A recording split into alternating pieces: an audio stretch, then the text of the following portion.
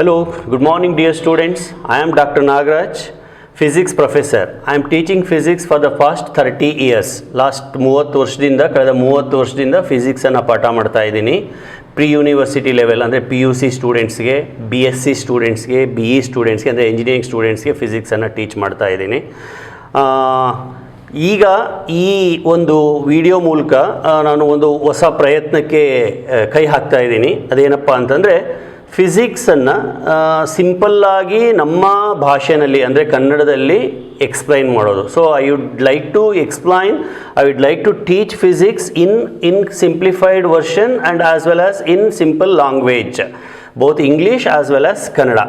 So ನಾನು ಒಂದು ಹೊಸ ಯೂಟ್ಯೂಬ್ ಚಾನಲನ್ನು ಓಪನ್ ಮಾಡ್ತಾ ಇದ್ದೀನಿ, ಫಿಸಿಕ್ಸ್ ಫಾರ್ ಯು ಅಂತ. ಫಿಸಿಕ್ಸ್ ನಿಮಗಾಗಿ, ಫಿಸಿಕ್ಸ್ ಫಾರ್ ಯು ಅಂತ. ಸೊ ಇದರಲ್ಲಿ ಈ ಚಾನಲಲ್ಲಿ ನಾನು ಫಸ್ಟ್ PUC ಫಿಸಿಕ್ಸ್ ಮತ್ತು ಸೆಕೆಂಡ್ ಪ್ರೀ ಯೂನಿವರ್ಸಿಟಿ ಲೆವೆಲ್, ಹಾಗೆ BSc ಮತ್ತು BE ಅಂದರೆ ಗ್ರ್ಯಾಜುಯೇಷನ್ ಸ್ಟೂಡೆಂಟ್ಸ್ಗೂ ಕೂಡ, ಅಂಡರ್ ಗ್ರ್ಯಾಜುಯೇಟ್ ಸ್ಟೂಡೆಂಟ್ಸ್ಗೂ ಕೂಡ ಫಿಸಿಕ್ಸನ್ನು ಟೀಚ್ ಮಾಡೋ ಒಂದು ಪ್ಲ್ಯಾನನ್ನು ಹಾಕ್ಕೊಂಡಿದ್ದೀನಿ. So I am not telling that this is first of its kind. ಹಂಗೆ ನೋಡಿಕೊಂಡ್ರೆ ಬೇರೆ ಲ್ಯಾಂಗ್ವೇಜಸಲ್ಲಿ ಈಗ ಹಿಂದಿ ಅಂತ ತೊಗೊಂಡ್ರೆ there are so many channels teaching physics in Hindi.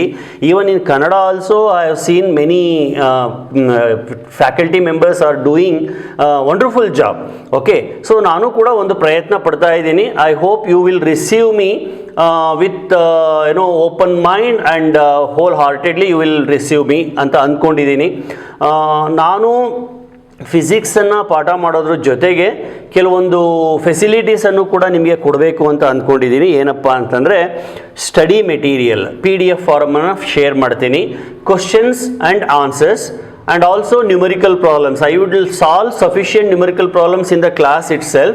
In addition to that, some exercise problems I will solve and that I will share with you, and also I will give some numericals to solve on your own. ಅಂದರೆ ಒಂಥರ self evaluation ಮಾಡ್ಕೊಳ್ಲಿಕ್ಕೆ help ಆಗೋ ಥರ ಒಂದಷ್ಟು ಕ್ವಶನ್ಸನ್ನು share ಮಾಡ್ತೀನಿ.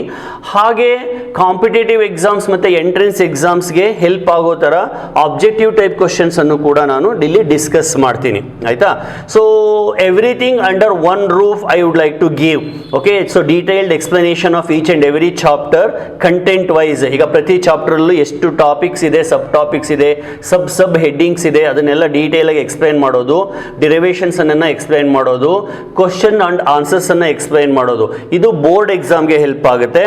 Numerical problems ಕೂಡ, ಅದ್ರ ಜೊತೆಗೆ objective type ಕ್ವಶನ್ಸನ್ನು discuss ಮಾಡಿದಾಗ ಅದು ಎಂಟ್ರೆನ್ಸ್ ಎಕ್ಸಾಮ್ಸ್ಗೆ ಹೆಲ್ಪ್ ಆಗುತ್ತೆ. We have so many entrance ಎಕ್ಸಾಮ್ಸ್ನು, CET, COMET K, maybe from next year onwards there will not be COMET K, and NEET exam, IIT JEE, JIPMER, Vellore Institute of Technology, they have their own entrance exam, and other states also they have their own entrance exams, and you people might be trying for all these, or if not all these, some of them you are going to try. So I want you people to excel in all these entrance exams, and that is possible only if you understand the basics and if you are thorough with the fundamentals ಅನ್ನು ಯಾರು ಚೆನ್ನಾಗಿ ಕಲಿತಾರೋ, ಫಂಡಮೆಂಟಲ್ಸಲ್ಲಿ ಯಾರು strong ಇರ್ತಾರೋ ಅವರು ಸಬ್ಜೆಕ್ಟನ್ನು ಚೆನ್ನಾಗಿ build up ಮಾಡ್ಕೊಂಡು ಹೋಗ್ತಾರೆ. ಆ ರೀತಿ ಸಬ್ಜೆಕ್ಟ್ ಬಿಲ್ಡ್ ಆದಾಗ ಏನಾಗುತ್ತೆ, ಮುಂದೆ ಬರೋ ಯಾವುದೇ ಕಾನ್ಸೆಪ್ಟು ಕೂಡ ತುಂಬ ಈಸಿಯಾಗಿ ಅರ್ಥ ಆಗುತ್ತೆ. ಆಮೇಲೆ ಫಂಡಮೆಂಟಲ್ಸನ್ನು ಕಲಿಯೋದು ನಮ್ಮ ಭಾಷೆಯಲ್ಲಿ ನಾವು ಕಲಿತಾಗ ತುಂಬ ಈಸಿಯಾಗಿ ಹೋಗ್ಬಿಡುತ್ತೆ, ಅದು ಚೆನ್ನಾಗಿ ಮನದಟ್ಟಾಗೋಗುತ್ತೆ, ಆಯಿತಾ? ಈ ಕಲಿಯೋದ್ರಲ್ಲಿ 3 ವಿಧಾನ ಇದೆ, 3 ಸ್ಟೆಪ್ಸನ್ನು ನಾವು ಫಾಲೋ ಮಾಡಬೇಕು. ಶ್ರವಣ, ಮನನ, ನಿಧಿಧ್ಯಾಸನ ಅಂತ. ಶ್ರವಣ ಅಂತಂದರೆ ಕೇಳಿಸ್ಕೊಳ್ಳೋದು, ಮನನ ಅಂದರೆ ಅರ್ಥ ಮಾಡ್ಕೊಳ್ಳೋದು, ನಿಧಿಧ್ಯಾಸನ ಅಂತಂದರೆ ಆ ಅರ್ಥ ಮಾಡ್ಕೊಂಡಿದ್ದನ್ನು ರಿಕಾಲ್ ಮಾಡಿ ಇಂಪ್ಲಿಮೆಂಟ್ ಮಾಡೋದು, ಅಂದರೆ ವಾಪಸ್ ಕರೆಸ್ಕೊಂಡು ಅದನ್ನು ರಿಹರ್ಸಲ್ ಮಾಡಿ ಅದನ್ನು ಮತ್ತೊಂದಕ್ಕೆ ನಾವು ಅಪ್ಲೈ ಮಾಡ್ತಾ ಹೋಗೋದು, ನಿಧಿಧ್ಯಾಸನ. ಸೊ ಶ್ರವಣ, ಮನನ, ನಿಧಿಧ್ಯಾಸನ. ಇಲ್ಲಿ ಕೇಳಿಸ್ಕೊಳ್ಳೋದು ಮತ್ತು ಅರ್ಥ ಮಾಡ್ಕೊಳ್ಳೋದು ಇದೆಯಲ್ಲ, ಅವೆರಡು ತುಂಬ ಇಂಪಾರ್ಟೆಂಟ್ ಕಾಂಪೊನೆಂಟ್ಸ್. ಆ 2 ಕಾಂಪೊನೆಂಟ್ಸ್ ಫುಲ್ಫಿಲ್ ಆಗಬೇಕು ಅಂತಂದರೆ ಹೇಳೋರು ನೀಟಾಗಿ ಹೇಳ್ತಾ ಇರಬೇಕು, ಅಷ್ಟೇ ನೀವು ಕೇಳೋರು ಕೂಡ ನೀಟಾಗಿ ಕೇಳಿಸ್ಕೋತಾ ಇರಬೇಕು, ಇಂಟ್ರೆಸ್ಟ್ ಕೊಟ್ಟು ಕೇಳಿಸ್ಕೋತಾ ಇರಬೇಕು. ಅದು 2 ಸಾಧ್ಯ ಆಗೋದು ಯಾವಾಗ ಅಂದರೆ ನಮ್ಮಿಬ್ಬರ ಮಧ್ಯದಲ್ಲಿ ಒಂದು ಕಮ್ಯುನಿಕೇಷನ್ ಪ್ರಾಪರ್ ಆಗಿದ್ದಾಗ. ಆ ಕಮ್ಯುನಿಕೇಷನ್ ಪ್ರಾಪರ್ ಯಾವಾಗಿರುತ್ತೆ, ನಮ್ಮ ಮಾತೃಭಾಷೆಯಲ್ಲಿ ಹೇಳಿದಾಗ.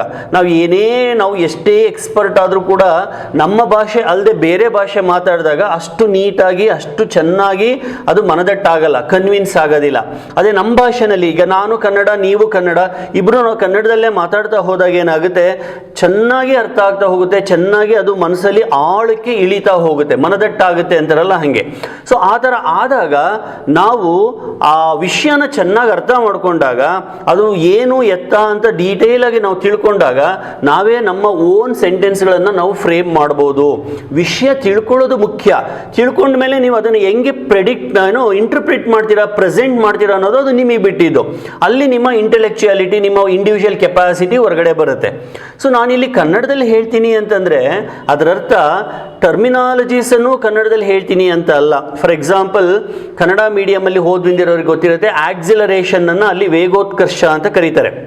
ನಾನಿಲ್ಲಿ ಅದನ್ನು ವೇಗೋತ್ಕರ್ಷ ಅಂತ ಅಥವಾ ವೇಗವರ್ಧನೆ ಅಂತ ಆ ಥರ ಕನ್ನಡ ಪದ ಬಳಸೋದಿಲ್ಲ. It is acceleration only, even here also. Gravitational constant ಅಂತಂದೇನೆ ಆಯ್ತಾ. ಫೋರ್ಸ್ ಅಂದರೆ ಫೋರ್ಸೇನೆ, it is not called as ಬಲ. ಸೊ ಇಲ್ಲಿ ಕನ್ನಡ ಪದ ನಾನು ಬಳಸೋದಿಲ್ಲ, ಕನ್ನಡದಲ್ಲಿ ಫ್ಲೋ ಇರುತ್ತೆ, ವಿವರಣೆ ಅಂದರೆ ಎಕ್ಸ್ಪ್ಲನೇಷನ್ ನಾನು ಕನ್ನಡದಲ್ಲಿ ಹೇಳ್ತಾ ಹೋಗ್ತೀನಿ. ಆ ಹೇಳಿದಾಗ ನಮಗೆ ಚೆನ್ನಾಗಿ ಮನಸ್ಸಿನಲ್ಲಿ ಇಳಿತಾ ಹೋಗುತ್ತೆ. ಈಗ ಒಂದು ಆಬ್ಜೆಕ್ಟ್ ಮೇಲಿಂದ ಬೀಳ್ತಾ ಇದೆ, ನನ್ನ object is falling under gravity, gravitational force ಅದನ್ನು ಎಳಿತಾ ಇದೆ, ಪುಲ್ ಮಾಡ್ತಾ ಇದೆ ಆಯ್ತಾ. ಸೊ ಹೀಗೆ ಹೇಳಿದಾಗ ಏನೋ ಎಳಿತಾ ಇದೆ ಅಂದರೆ ಆ ಥರ ಒಂದು ಮೈಂಡಲ್ಲಿ ಪಿಕ್ಚರೇ ಮೂಡ್ಬಿಡುತ್ತೆ ನಮಗೆ. ಸೊ ಈ ರೀತಿ ಹೇಳ್ತಾ ಹೋಗೋದ್ರಿಂದ ಫಿಸಿಕ್ಸ್ ತುಂಬ ಚೆನ್ನಾಗಿ ಅರ್ಥ ಆಗ್ತಾ ಹೋಗುತ್ತೆ. ಆ್ಯಕ್ಚುಲಿ ಫಿಸಿಕ್ಸ್ ಅಂದರೆ ಕೆಲವ್ರಿಗೆ ಭಯ ಇದೆ. I tell you dear students, physics is not at all a scary subject. ಭಯ ಪಡೋಂಥ ವಿಷಯನೇ ಅಲ್ಲ ಅದು. ಆ್ಯಕ್ಚುಲಿ ತುಂಬ ಇಂಟ್ರೆಸ್ಟಿಂಗ್ ಸಬ್ಜೆಕ್ಟ್ ಅದು.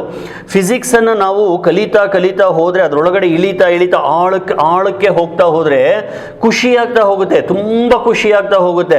ಹೊರಗಡೆಯಿಂದ ನೋಡಿದಾಗ ಒಂಥರ ಭಯ. ಒಂದ್ಸತಿ ನೀವು ಒಳಗಡೆ ಹೋದರೆ you will really enjoy the subject. ಆ ಥರ ಆಗಬೇಕು ಅಂತಂದರೆ ಎಕ್ಸ್ಪ್ಲನೇಷನ್ ಕೊಡೋರು ಕರೆಕ್ಟಾಗಿ ಕೊಡ್ತಾ ಹೋಗಬೇಕು. ಆಮೇಲೆ ಸರಿಯಾದಂಥ ಎಕ್ಸಾಂಪಲ್ಸನ್ನು ಆದಷ್ಟು ಸಾಧ್ಯವಾದರೆ ಡೇ ಟು ಡೇ ಲೈಫ್ ಎಕ್ಸಾಂಪಲ್ಸನ್ನು ಕೊಡ್ತಾ ಹೋಗಬೇಕು. ಕೇಳಿಸ್ಕೊಳ್ಳೋರು ಅಷ್ಟೇ ಗಮನ ಇಟ್ಟು ಕೇಳಿಸ್ಕೋಬೇಕು. I hope you all have put your sincere effort at high school level, joined pre-university, science, you have taken PCMB, PCMC ಆ ಥರ ಬೇರೆ ಬೇರೆ ಕಾಂಬಿನೇಷನ್ಸನ್ನು ತಗೊಂಡು ನಮ್ಮ ರಾಜ್ಯದ ಬೇರೆ ಬೇರೆ ಕಾಲೇಜಲ್ಲಿ ಓದ್ತಾ ಇದ್ದೀರಾ. ನಿಮ್ಮ ಕಾಲೇಜಲ್ಲಿ ನಿಮ್ಮ ಫಿಸಿಕ್ಸ್ ಟೀಚರ್ಸು ನಿಮಗೆ ಚೆನ್ನಾಗೇ ಪಾಠನೂ ಮಾಡ್ತಾ ಇರ್ತಾರೆ. ಅದರಲ್ಲಿ ಎರಡನೇ ಮಾತಿಲ್ಲ, ಯಾವ ಟೀಚರು ಕಡಿಮೆ ಇಲ್ಲ. ಇಲ್ಲಿ ಎಲ್ಲರೂ ಕೂಡ ಅವರ ಸಿನ್ಸಿಯರ್ ಎಫರ್ಟನ್ನು ಹಾಕ್ತಾರೆ. ಒಂದಂತೂ ಸತ್ಯ, ಎಲ್ಲ ಟೀಚರ್ಸು ಕೂಡ ನಿಮ್ಮ ಲೈಫಲ್ಲಿ ಬರ್ತಕ್ಕಂಥ ಪ್ರತಿಯೊಬ್ಬ ಟೀಚರು, ಪ್ರೈಮರಿ ಸ್ಕೂಲಿಂದ ಹಿಡಿದು ನಿಮ್ಮ ಪ್ರೊಫೆಷನಲ್ ಕೋರ್ಸ್ ತನಕ ಬರೋ ಯಾವುದೇ ಟೀಚರ್ ಆಗಲಿ, ಅವ್ರು ಎಲ್ಲರೂ ಕೂಡ ಸಿನ್ಸಿಯರ್ ಎಫರ್ಟನ್ನು ಹಾಕಿರ್ತಾರೆ, ನಿಸ್ವಾರ್ಥ ಇಟ್ಕೊಂಡು ಪಾಠ ಮಾಡಿರ್ತಾರೆ ಆಯಿತಾ. ಇದರಲ್ಲಿ ನಾವು ಹುಡುಗನಿಗೆ ಏನೋ ಸುಳ್ಳು ಹೇಳಬೇಕು, ಹಂಗೆ ಮಾಡಬೇಕು, ಮಿಸ್ಲೀಡ್ ಮಾಡಬೇಕು ಅಂತಲ್ಲ. ಪ್ರತಿಯೊಬ್ಬ ಟೀಚರು ಕೂಡ ಅವ್ರವ್ರ ಕೆಪಾಸಿಟಿನಲ್ಲಿ ಹಾನೆಸ್ಟ್ ಎಫರ್ಟ್, ಸಿನ್ಸಿಯರ್ ಎಫರ್ಟನ್ನು ಹಾಕಿರ್ತಾರೆ. Because for them your success is very important. ನಿಮ್ಮ ಶ್ರೇಯೋಭಿಲಾಷೆ ಅವರ ನಿಮ್ಮ ಅಭಿವೃದ್ಧಿನೇ ಅವ್ರಿಗೆ, ನಿಮ್ಮ ಶ್ರೇಯಸ್ಸೇ ಅವರಿಗೆ ಒಂದು ರೀತಿಯ ಗಿಫ್ಟ್ ಇದ್ದಂಗೆ ಆಯಿತಾ. ಇದು ಎಲ್ಲ ಟೀಚರ್ಸ್ಗೂ ಸತ್ಯ. ಸೊ ನಾನು ಏನು ಹೇಳಲಿಕ್ಕೆ ಇಷ್ಟಪಡ್ತೀನಿ ಅಂದರೆ, ನಿಮ್ಮ ಕಾಲೇಜಲ್ಲಿ ನಿಮ್ಮ ಟೀಚರ್ಸ್ ಮಾಡೋ ಪಾಠನ ದಯವಿಟ್ಟು ಮನಸ್ಸಿಟ್ಟು ಕೇಳಿ, ಅವ್ರು ಕೊಡುವಂಥ ಎಕ್ಸಸೈಸನ್ನು, ಹೋಮ್ವರ್ಕನ್ನು ಸಿನ್ಸಿಯರಾಗಿ ಮಾಡಿ, ಅದ್ರ ಜೊತೆಗೆ ನನ್ನ ವೀಡಿಯೋಸನ್ನು ನೋಡಿ, ನನ್ನ ವೀಡಿಯೋಸಿಂದ ನಿಮಗೆ ಅಡಿಷನಲ್ ಸಪೋರ್ಟ್ ಏನಾದ್ರು ಸಿಕ್ಕರೆ and that is sufficient for me. Okay, my intention is to create a sort of awareness among you people about physics, and my intention is to make physics more interesting, more interactive. ಆಯಿತಾ. Physics ಅನ್ನೋದು ಒಂದು ಥರ ಈ ನೇಚರನ್ನೇ ಕಲೀಲಿಕ್ಕೆ ಇರ್ತಕ್ಕಂಥ ಒಂದು subject. ಅದಕ್ಕೆ ನಾವು ಫಿಸಿಕ್ಸನ್ನು ಡೆಫಿನೇಷನ್ ಹೇಳೋದೇ ಹಾಗೆ, physics is a systematic study of nature ಅಂತಂದೇ ಹೇಳ್ತೀವಿ. ಅರ್ಥ ಆಯ್ತಾ. ಸೊ ಫಿಸಿಕ್ಸನ್ನು ಕಲಿಯೋದ್ರ ಮೂಲಕ ಇಡೀ ನೇಚರನ್ನೇ, ಬರೀ ನೇಚರೇ ಅಲ್ಲ, ಈ ಯೂನಿವರ್ಸನ್ನೇ ಒಂದು ರೀತಿಯಲ್ಲಿ ನಾವು ಅರ್ಥ ಮಾಡ್ಕೊಳ್ಲಿಕ್ಕೆ ಸಾಧ್ಯ ಆಗುತ್ತೆ. ಸೊ ಹಾಗಾಗಿ ನಾನು ಫಿಸಿಕ್ಸನ್ನು ಸ್ವಲ್ಪ ಇಂಟ್ರೆಸ್ಟಿಂಗ್ ಆಗಿ, ಸುಲಭವಾಗಿ, ಸುಲಲಿತವಾಗಿ ತಿಳ್ಕೊಳ್ಳೋ ರೀತಿಯಲ್ಲಿ ಪಾಠ ಮಾಡ್ತಾ ಹೋಗ್ತೀನಿ. ನೀವು ನನ್ನ ಜೊತೆಗೆ ಇರಿ, ನಾವಿಬ್ಬರು ಸೇರಿಕೊಂಡು ಸ್ಟೆಪ್ ಬೈ ಸ್ಟೆಪ್ ಮುಂದೆ ಹೋಗೋಣ ಆಯಿತಾ. ಇಲ್ಲಿ ಫಿಸಿಕ್ಸ್ ಆಗಲಿ ಸೈನ್ಸ್ ಆಗಲಿ ಹೊರಗಡೆಯಿಂದ ನೋಡಿದಾಗ ತುಂಬ ಅರ್ಥನೇ ಆಗೋದಿಲ್ಲ ಅನ್ನೋ ಥರ ಅನಿಸುತ್ತೆ. ಇದನ್ನೇ ಐನ್ಸ್ಟೀನ್ ಹೇಳ್ತಾನೆ, science or physics seems to be so incomprehensible. ನೋಡಿದರೆ ಅರ್ಥನೇ ಆಗೋದಿಲ್ಲ, ಏನೋ ಒಂಥರ ಗೋಜುಲು ಎಲ್ಲ ಒಂದಕ್ಕೊಂದು ಕನೆಕ್ಷನ್ನೇ ಇಲ್ಲ ಅಂತ ಅನಿಸುತ್ತೆ. But once you get in, it is so comprehensible. This is what Einstein says.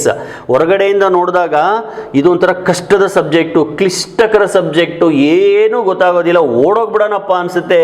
But ಓಡೋಗದೆ ಒಂದು ಸರ್ತಿ ನೀವು ಒಳಗಡೆ ಹೋದರೆ you will really enjoy the essence of science, essence of physics. ಅಯ್ಯೋ ಇಷ್ಟೇನಾ ಇದು, ಇಷ್ಟು ಸಿಂಪಲ್ಲ, ಇಷ್ಟು ಚೆನ್ನಾಗಿದೆಯಾ ಇದು, ಗೊತ್ತೇ ಇರಲಿಲ್ಲ ಅಂತ ನೀವು ಅಂದ್ಕೋತೀರಾ. ಇದು ನಾನು ಹೇಳಿರೋದಲ್ಲ, great physicist of 20th century Einstein ಹೇಳಿರೋದು. ಐನ್ಸ್ಟೀನ್ ಹೇಳ್ತಾನೆ, physics or science seems to be so incomprehensible when you look at it, but once you get in it is so comprehensible. ಹೊರಗಡೆಯಿಂದ ನೋಡಿದರೆ, ಹೋಗೋದಕ್ಕಿಂತ ಮುಂಚೆನೇ ನೋಡಿದರೆ ತುಂಬ ಭಯ ಅನಿಸುತ್ತೆ, ಅರ್ಥನೇ ಆಗಲ್ಲ ಅನಿಸುತ್ತೆ. ಬಟ್ ಒಂದು ಸತಿ ಒಳಗಡೆ ಹೋದರೆ ಅದನ್ನು ಬಿಟ್ಟು ಹೊರಗಡೆ ಬರಲಿಕ್ಕೆ ಮನಸ್ಸೇ ಆಗೋದಿಲ್ಲ ಅನ್ನೋ ಮೀನಿಂಗ್ ಇದು. ಸೊ ನೋಡೋಣ, ನನ್ನ ಪ್ರಯತ್ನ ನಾನು ಮಾಡ್ತೀನಿ. ನಿಮ್ಮ ಇಂಟ್ರೆಸ್ಟನ್ನು ತೋರಿಸಿ ಈ ಚಾನಲನ್ನು ಎನ್ಕರೇಜ್ ಮಾಡಿ, ಸಪೋರ್ಟ್ ಮಾಡಿ, ಪ್ರೋತ್ಸಾಹಿಸಿ, ನಿಮ್ಮ ಸ್ನೇಹಿತರಿಗೂ ಹೇಳಿ, ಆದಷ್ಟು ನಾವೆಲ್ಲ ಜೊತೆಯಾಗಿ ಮುಂದೆ ಹೋಗೋಣ. ಈ ಚಾನಲ್ ಮೂಲಕ ನಾನು ಆಗಲೇ ಹೇಳಿದೆ, ನೋಟ್ಸನ್ನು ಶೇರ್ ಮಾಡ್ತೀನಿ, ಗೂಗಲ್ ಡ್ರೈವ್ ಲಿಂಕ್ಸನ್ನು ಕೊಡ್ತೀನಿ ಡಿಸ್ಕ್ರಿಪ್ಷನ್ ಬಾಕ್ಸಲ್ಲಿ, ಕ್ವಶನೇರ್ಸನ್ನು ಕೊಡ್ತೀನಿ, ನ್ಯೂಮರಿಕಲ್ ಪ್ರಾಬ್ಲಮ್ಸನ್ನು ಸಾಲ್ವ್ ಮಾಡ್ತಾ ಹೋಗ್ತೀನಿ. ಆಯಿತಾ, ನನ್ನ ಇಮೇಲ್ ಅಡ್ರೆಸ್ಸನ್ನು ಕೊಡ್ತೀನಿ, ನೀವು ಪರ್ಸನಲ್ಲಾಗಿ ಬೇಕಾದ್ರೆ ನನ್ನ ಹತ್ರ ಕಾಂಟ್ಯಾಕ್ಟ್ ಮಾಡ್ಬೋದು. ಏನೇ ಡೌಟ್ಸ್ ಇದ್ರೂ ಕೂಡ ಮೇಲ್ ಕಳಿಸಿ ನನ್ನಿಂದ ರಿಪ್ಲೈ ತೊಗೋಬೋದು. ಆಯಿತಾ, ಇನ್ನು ನನ್ನ ಬಗ್ಗೆ ಹೇಳೋದಾದರೆ, ನಾನು as I told in the beginning, I am in this field for the last 30 years. I completed my MSc from Mysuru university, PhD from VTU Visvesvaraya technological university Belagavi. Okay, so ನಾನು ಒಂದು ಬುಕ್ಕನ್ನು ಬರೆದಿದ್ದೀನಿ, text book of electromagnetic field theory and electromagnetic waves ಅಂತ. ಇದು engineering ಸ್ಟೂಡೆಂಟ್ಸ್ಗೆ ತುಂಬ use ಆಗ್ತಾ ಇದೆ. 4th semester and 5th semester engineering ಸ್ಟೂಡೆಂಟ್ಸ್ಗೆ ಇದು ತುಂಬ ಯೂಸ್ ಆಗ್ತಾ ಇದೆ.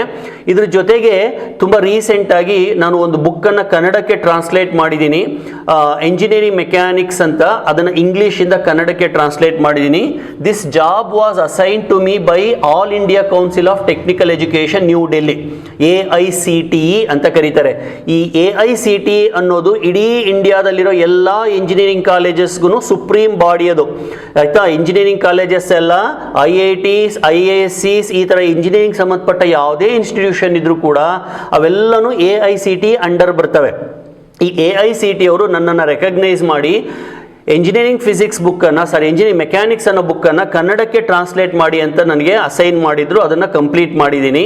ಆ್ಯಕ್ಚುಲಿ ಈ ವರ್ಷದಿಂದ ಆಲ್ ಓವರ್ ಇಂಡಿಯಾ 12 ಭಾಷೆನಲ್ಲಿ 12 ರೀಜನಲ್ ಲ್ಯಾಂಗ್ವೇಜಸಲ್ಲಿ ಇಂಜಿನಿಯರಿಂಗನ್ನು ಸ್ಟಾರ್ಟ್ ಮಾಡ್ತಾ ಇದ್ದಾರೆ. ಅದರಲ್ಲಿ ಕನ್ನಡ ಕೂಡ ಒಂದು. ನಮ್ಮ VTUನವರು ನೆಕ್ಸ್ಟ್ ಇಯರಿಂದ, ಆಲ್ರೆಡಿ ಈ ವರ್ಷದಿಂದನೇ ಆ ಪ್ರಪೋಸಲನ್ನು ಸ್ಟಾರ್ಟ್ ಮಾಡಿದ್ದಾರೆ, ಕನ್ನಡದಲ್ಲಿ ಕೂಡ ಇಂಜಿನಿಯರಿಂಗನ್ನು ಟೀಚ್ ಮಾಡಬೇಕು ಅಂತ. ಉದ್ದೇಶ ಏನಪ್ಪ ಅಂದರೆ, ಯಾವುದೇ ಒಂದು ಭಾಷೆನಲ್ಲಿ, ಯಾವುದೇ ಒಂದು ವಿಷಯನ ನಮ್ಮ ಭಾಷೆನಲ್ಲಿ ಕಲಿತಾಗ ಅದರ ಇಂಪ್ಯಾಕ್ಟೇ ಬೇರೆ, ಅದರ ಎಫೆಕ್ಟೇ ಬೇರೆ. ಈಗ ಚೈನೀಸ್ ಆಗಲಿ, ಜಪಾನೀಸ್ ಆಗಲಿ, ರಷ್ಯನ್ಸ್ ಆಗಲಿ, ಅವರವರ ಭಾಷೆನಲ್ಲಿ ಅವ್ರು ಕಲ್ತಿರೋದ್ರಿಂದನೇ ಇವತ್ತು ಅವರು ಯಾವುದೇ ಟಾಪಿಕನ್ನು ಕೊಡಿ ಈಸಿಯಾಗಿ ಪ್ರಾಬ್ಲಮ್ಸನ್ನು ಸಾಲ್ವ್ ಮಾಡಿಬಿಡ್ತಾರೆ, ಈಸಿಯಾಗಿ ಸೊಲ್ಯೂಷನ್ನ ಕಂಡುಹಿಡಿದು ಬಿಡ್ತಾರೆ.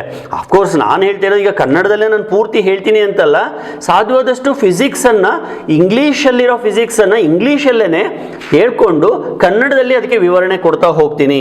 I hope it is going to be a beneficial for you.